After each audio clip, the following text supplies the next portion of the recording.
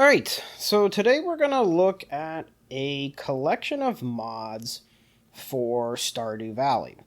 So, I switched over to PC gaming about a year ago, and the number one thing that I like about PC gaming is modding.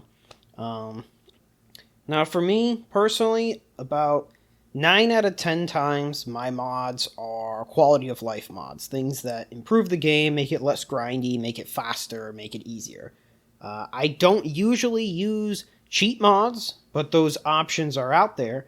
But this, compilation here, collection from Nexus Mods, is really just a handful of quality of life mods. This is certainly not comprehensive, but this is a bunch of quality of life mods that I've found for the game that you might be interested in downloading.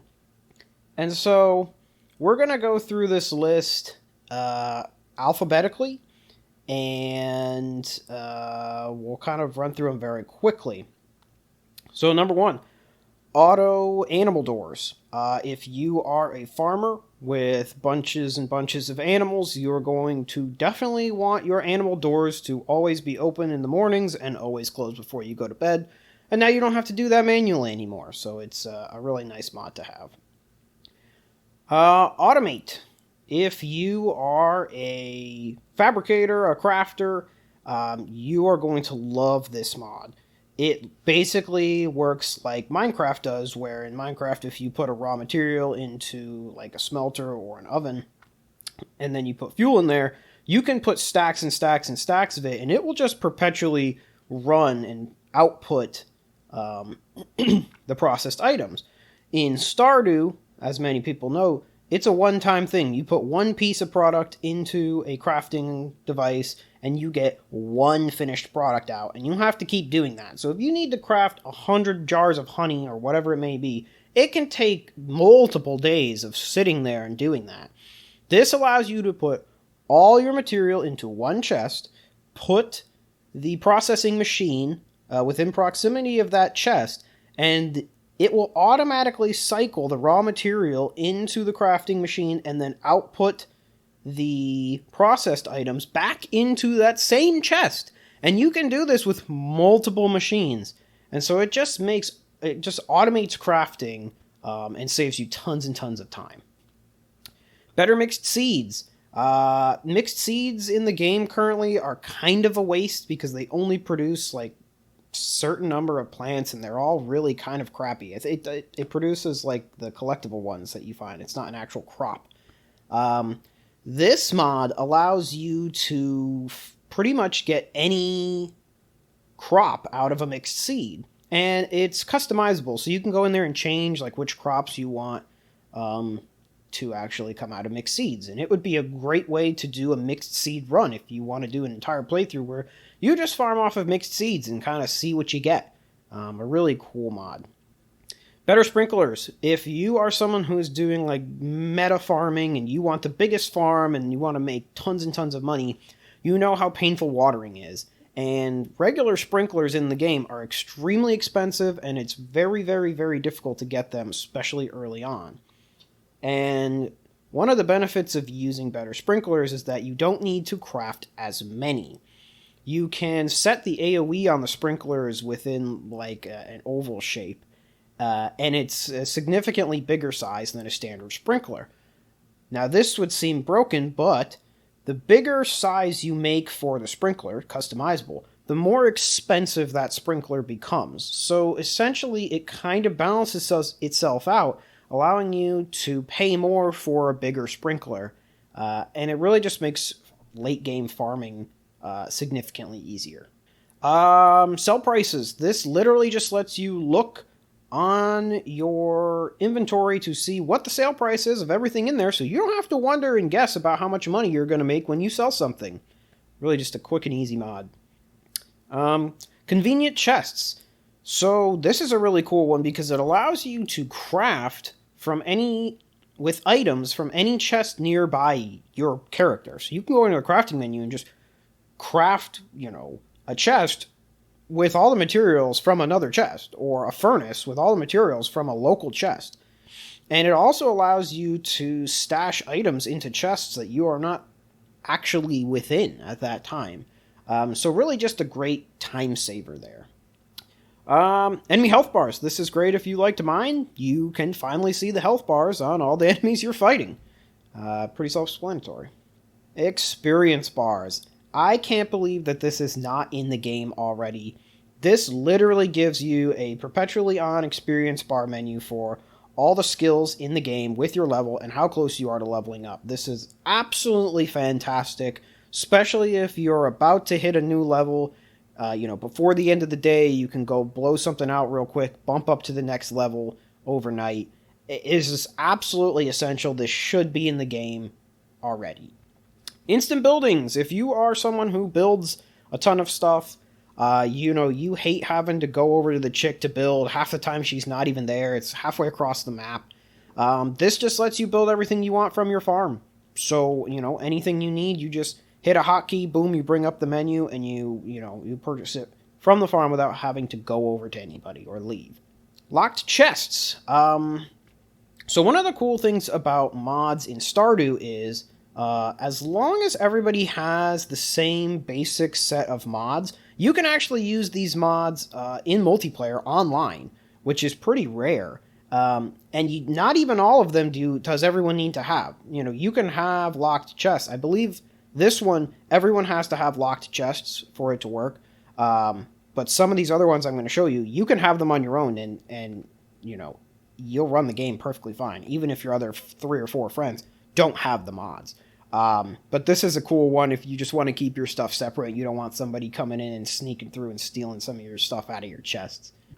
Movement speed. Okay, this is one of the few ones that you could consider this to be a cheat mod. This is a highly configurable mod that basically increases your movement speed, and you can kind of go as far forward or backwards as you want. I really just do it to double my movement speed because horses don't come into the game until extremely late. So you can just do so much more in a day. You save yourself so much time running around. When your movement speed is doubled, you could quadruple it, or I think you can even slow yourself down, go half speed if you really wanted to do a hardcore run. One of the other cool things about this one is that actually you can configure the charging time of your hoe and your watering can, so you can make watering significantly faster as well.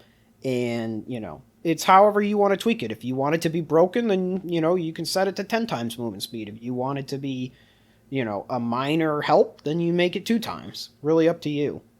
NPC map locations. This one is super cool. This should be in the game as well. It just shows you where all the NPCs are live on the map. You can go find anybody you need to get anything you want. You don't have to search around for NPCs anymore.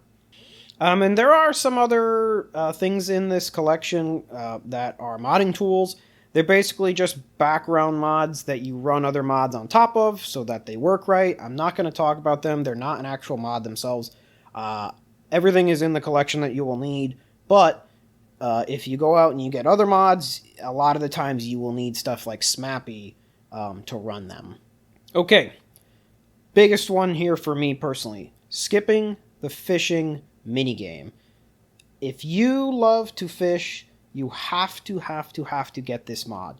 It will change the way you play the game permanently.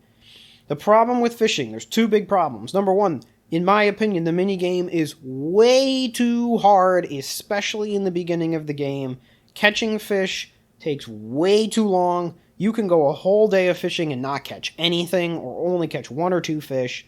Here, you are catching dozens of fish a day, because you don't need to fight them in the minigame. And the best part is you always get the iridiums. You always get the highest quality fish. So this also solves the problem that, fishing is not as valuable economically as farming, because farming is always going to be the meta for money. Fishing now, with this, you can seriously compete with a meta farm all the way up until maybe late game.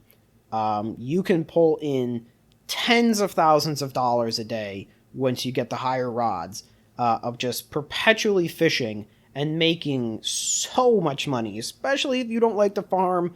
This is an absolute essential mod to have, and it's game changing.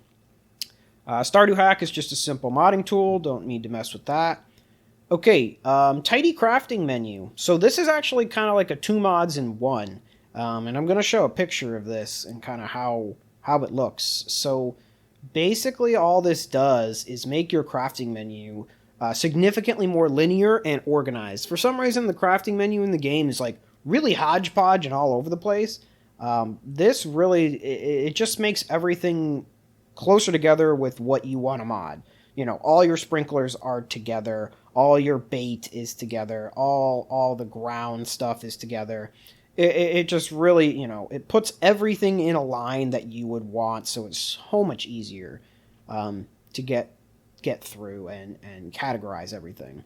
The second thing you can do, and I will show you here, this is completely optional, but this lets you kind of rebalance some of the recipes that are either really difficult or kind of weird to get. There's a whole bunch of things here like fertilizer, bait, bombs, explosive ammo, rare seed recipes.